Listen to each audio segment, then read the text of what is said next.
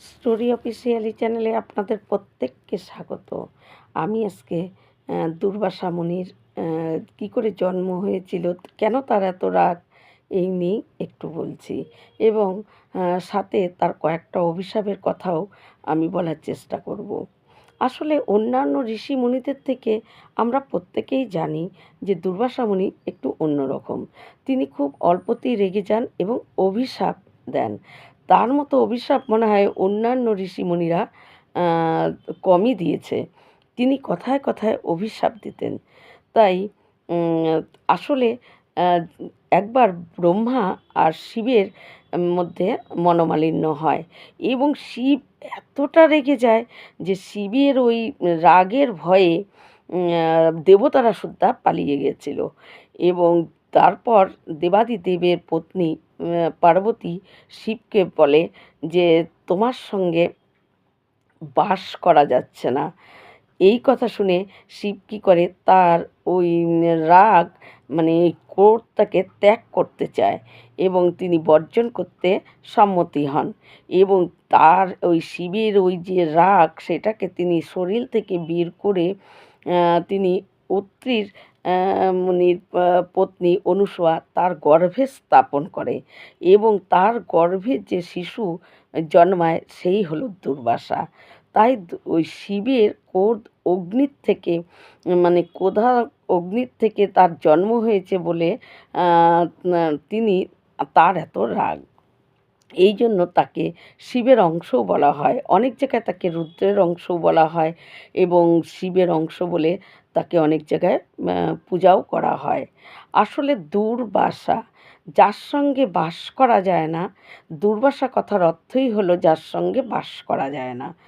তাই এই দুর্বাসা মুনির এই কথা এত রেগে যেতেন, এতে কিন্তু তার মা-বাবারও সেটা পছন্দ ছিল না। কিন্তু কী করবে, দুর্বাসা মুনি ওই শিবের রাগের থেকে যে শিব যে রাগ বর্জন করেছিল, সেই বর্জন থেকেই তার জন্ম। তার জন্য তার এত শরীরে রাগ।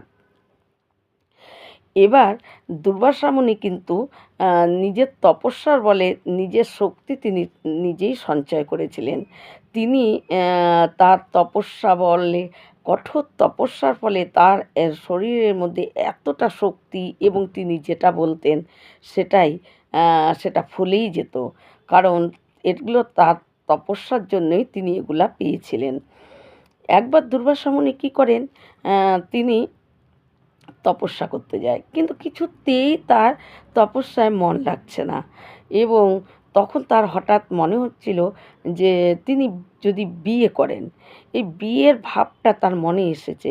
সেই সময় আ তিনি উর্ব ঋষি তার কন্যাকে নিয়ে সেখানে আসেন এবং তার কন্যাকে দেখে দুর্বাসা মুনির মনে, মনে তিনি ভাবেন যে যদি আমি বিয়ে করি তাহলে এই কন্যাকেই করব।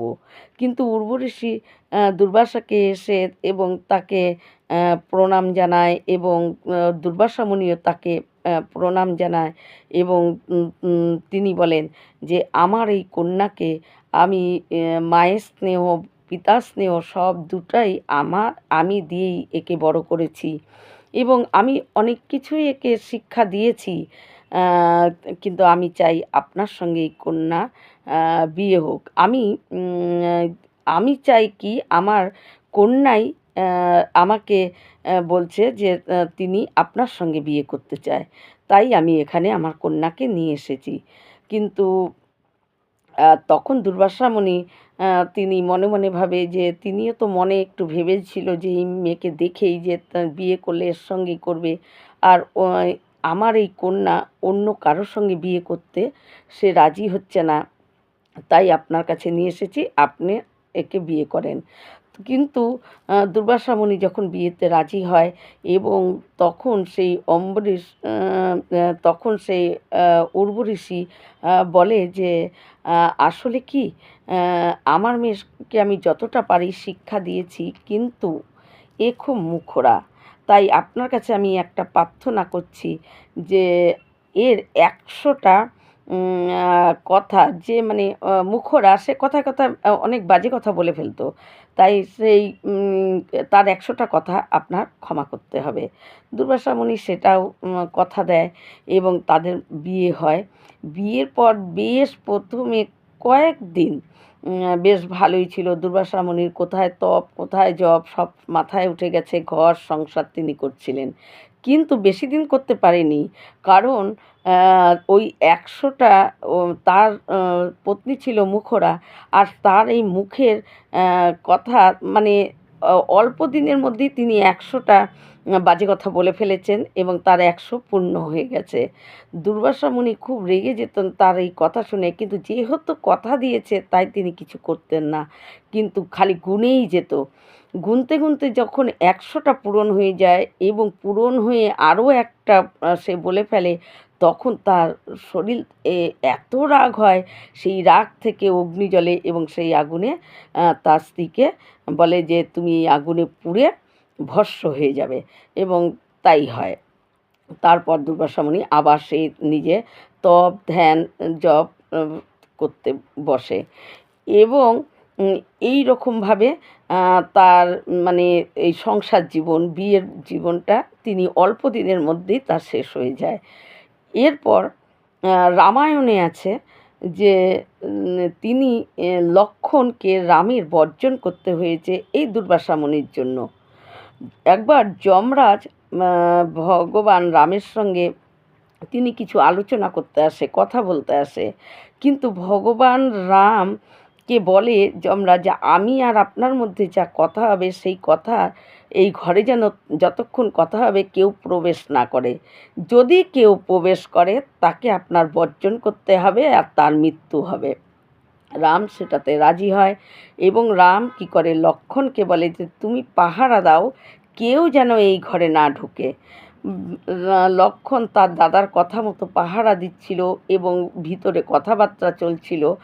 কিন্তু সেই সময় লক্ষ্মণের সামনে এসে দুর্বাসা মুনি উপস্থিত।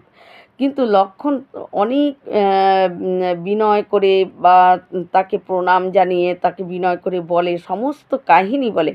কিন্তু দুর্বাসা মুনি তখন বলে যে, "গোটা অযোধ্যাবাসীকে আমি অভিশাপ দিয়ে দেবো। এমন অভিশাপ দিব গোটা অযোধ্যাবাসী জ্বলে পুড়ে শেষ হয়ে যাবে।" তখন লক্ষ্মণ আর কী করবে? লক্ষ্মণ তখন ভাবে গোটা অযোধ্যাবাসী জ্বলে পুড়ে শেষ হয়ে যাওয়ার থেকে আমি একা শেষ হয়ে যাওয়াটাই মঙ্গল। তাই সে ভেবে সেই ঘরে প্রবেশ করে এবং তারপর রাম আর যমরাজের যখন কথা ওখানেই শেষ হয়ে যায়, যমরাজ যাওয়ার সময় বলে যে, "রাম, তুমি তোমার সত্য ওর যেটা ছিল সেটাকে তুমি পালন করো।"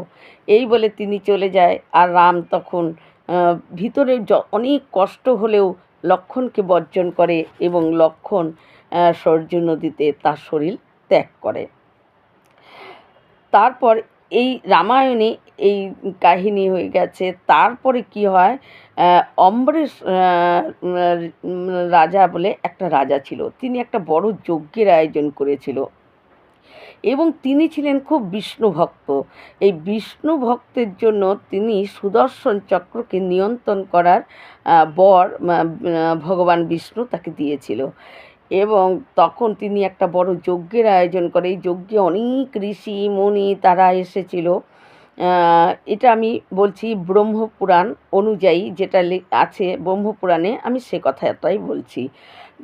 তিনি যজ্ঞ করেন এবং যজ্ঞ করে তিনি অনেক ঋষি মুনি সবাই আসেন এবং এসে সেখানে হলো দুর্বাসা মুনি, তারও আমন্ত্রণ ছিল এবং যতদিন যজ্ঞ চলছে তিনি উপোস করেছিলেন। তিনি জল শুদ্ধ পান করেননি। কিন্তু যখন নাকি যজ্ঞ শেষ হয়ে গেছে, তখন যখন উপোস ভাঙবে সেই সময় দুর্বাসা মুনি স্নান করতে যায় এবং স্নান করতে যেয়ে সে দেরি করছে অনেক অপেক্ষা করার পরও যখন আসে না, তখন আর সবাই যে মুনি ঋষিরা ছিলেন তাদের কাছ থেকে অম্বরীশ রাজা অনুমতি নেয় যে আমি একটু জল পান করতে পারি। তারা অনুমতি দেয় তাকে জল পান করার জন্য এবং সে যখন এক ঢোক জল কেবল মুখে দিয়েছে, ওই সময় দুর্বাসা মুনি এসে তার সামনে হাজির এবং তাকে ফেলে সে কেন উপাস ভঙ্গ করেছে তাই সে এতটা রেগে যায়, দুর্বাসা মুনির ওই রাগের থেকে একটা বিকট চেহারার একটা রাক্ষস তিনি তৈরি করেন, এবং তার রাগ থেকে তৈরি হয়, এবং সে অম্বরীশ রাজাকে খেতে আসে। অম্বরীশ রাজা তখন কোনো দিক না বুঝতে পেরে সে তখন বিষ্ণুকে আহ্বান করে, এবং বিষ্ণুকে আহ্বান করে সুদর্শন চক্রকে তিনি ডাকেন। আর সুদর্শন চক্র চলে আসে। সুদর্শন চক্র এসে সেই রাক্ষসকে ছিন্ন ভিন্ন করে দেয়, এবং করে দুর্বাসা মুনির পেছনে ধাওয়া করতে থাকে সুদর্শন চক্র। আর সুদর্শন চক্র পেছনে পেছনে যাচ্ছে, দুর্বাসা মুনি আগে আগে দৌড়াচ্ছে।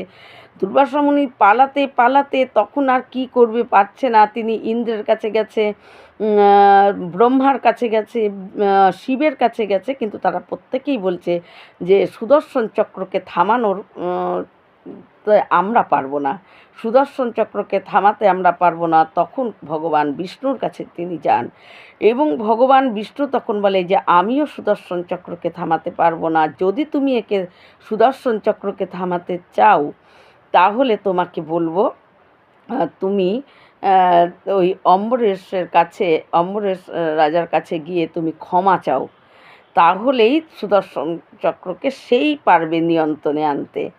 তারপর সেই দুর্বাসা মুনি দৌড়াতে দৌড়াতে সে যায় অম্বরীশ রাজার কাছে, এবং তার কাছে গিয়ে সে ক্ষমা চায়, এবং ক্ষমা চাওয়ার পর এবং অঙ্গীকার করে যে আমি আজ থেকে এত কথায় কথায় রাখবো না, আর এবং আমি কথায় কথায় অভিশাপ দেব না, এই অঙ্গীকার করেন। এবং তখন ওই অম্বরীশ রাজা কী করে, সুদর্শন চক্রকে থামতে বলে এবং তাকে শান্ত করে, শান্ত করে ভগবান বিষ্ণুর কাছে আবার পাঠিয়ে দেয়, এবং ভগবান বিষ্ণুর কাছে সেই সুদর্শন চক্র চলে যায়।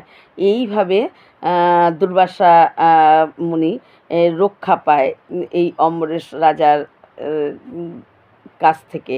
এবং এটা এই কাহিনীটি হয়েছিল, এবং তার এই দর্প চূর্ণ হয়েছিল যে কথায় কথায় রাগ অভিশাপ দেওয়ার জন্য, যে তিনি সবসময় মানে অভিশাপ দিয়ে থাকতেন এবং তার কোনো কিছু হতো না, কিন্তু যখন উর্বর ঋষি কন্যাকে তিনি ভস্ম করে পুড়িয়ে মানে মেরেছে, তখন তিনি বলেছিল যে তোমার একদিন তোমার এই গর্ব, এই অভিশাপ দেওয়ার কথায় কথায় রাগ, এটা তোমার চূর্ণ হবে। তাই এই অম্বরীশ রাজার কাছে তার এই গর্ব, তার এই মানে কথায় কথায় রাগ, কথায় কথায় অভিশাপ দেওয়া, এটা তার চূর্ণ হয়েছিল। এই রকম দুর্বাসা মুনির অনেক অভিশাপই আমরা, অনেক কাহিনী আছে যে দুর্বাসা মুনি অভিশাপ দিয়েছে। যেরকম আর একটা বিষয় আছে, যেরকম যদু বংশে যখন সাম্য তিনি এমনি গর্ভবতী সেজে গিয়ে ওখানে ঋষিরা সবাই যজ্ঞের জন্য এসেছিল, এবং সেই সময় কি করে ওই সাম্য তিনি গর্ভবতী, পেটে অনেক কাপড় জড়িয়ে জড়িয়ে তিনি গর্ভবতীর মতন তৈরি করে তিনি একটা শাড়ি পরে ঘোমটা দিয়ে, তার মুখ দেখা যাচ্ছিল না, গিয়ে সেই ঋষিদের কাছে গিয়ে বলে যে আমার এই গর্ভে পুত্র আছে না কন্যা আছে। তখন দুর্বাসা মুনি তিনি তো মানে ধ্যান তপস্যা বলে, তিনি তো অনেক সব কিছুই বুঝতে পারে এবং জানতে পারে। তিনি যখন বুঝতে পেরেছে যে তার সঙ্গে সে মানে ঠাট্টা করতে এসেছে তাকে, তখন সে বলে যে তোমার গর্ভে না পুত্র আছে না কন্যা আছে, আছে একটা শূল আছে। এবং সেইটা তখন যখন পেটের ওই কাপড় সরায়, তখন দেখে যে সত্যি একটা শূল ওখানে আছে, এবং সেটাকে ঘষে ঘষে নদীর সামনে গিয়ে ঘষে যদুবংশের সবাই, এবং তখন ঘষা পর ঘষতে ঘষতে ফেনার মতো হয়, আর ওই ফেনার থেকে একরকম ধারযুক্ত ঘাস তৈরি হয়। এবং যদুবংশরা একদিন বিলাস আমোদ করার জন্য ওই ধারে আসে, এবং তারা মদ্যপান করে তখন কি করে, তারা নিজেদের মধ্যে তারা লড়াই শুরু করে দেয়, এবং নিজেরা নিজেদেরকে মধ্যে মেরে এক একজন নিজেদের মধ্যেই মারামারি করে তারা আর ওই ঘাস তুলে তুলে তারা কি করে নিজের একজন অপরজনকে মারছিল এবং এইভাবে তাদের সবার মৃত্যু হয়। এবং অবশিষ্ট শুলটি যে নদীতে ফেলেছিল সেটা একটা মাছ গিলে ফেলে এবং সেই মাছের পেট থেকে সেটা পায়, সেটা একটা বেদের হাতে যায়। সে তার তীর বানানোর সময় তীরের আগায় ওই শুলটিকে তিনি লাগিয়েছিলেন এবং সেই বেদ ওই তীরটিকেই মেরেছিল, আর সেই তীরটি ভগবান শ্রীকৃষ্ণের পায়ে লেগেছিল এবং ভগবান শ্রীকৃষ্ণ তার এই যে কৃষ্ণ অবতার যেটা ভগবান, তিনি এই শরীর তিনি ত্যাগ করেছিল এবং ত্যাগ করে তিনি তার নিজ ধামে তিনি চলে যান। তাই এই এই অভিশাপও কিন্তু এই দুর্বাসা মুনির থেকেই পেয়েছিল এবং ওই দুর্বাসা মুনি কিন্তু ওই সাম্যকে এই অভিশাপ দিয়েছিল আর এবং তার অভিশাপ এইভাবেই ফলে গেছিল। তাই এইরকম দুর্বাসা মুনির অনেক অভিশাপের গল্প আমরা অনেক ব্রহ্মপুরাণ থেকে আমরা পাই এবং মহাভারত, শ্রীমদ্ভাগবতের, রামায়ণ এর মধ্যেও আমরা পাই। তার মধ্যে আমি মাত্র মানে কিছুটা একটু একটু করে আমি বললাম। আশা করি আপনাদের ভালো লাগবে। এই রকম ভিডিও পাওয়ার জন্য আমার চ্যানেলটিকে সাবস্ক্রাইব করবেন। নমস্কার।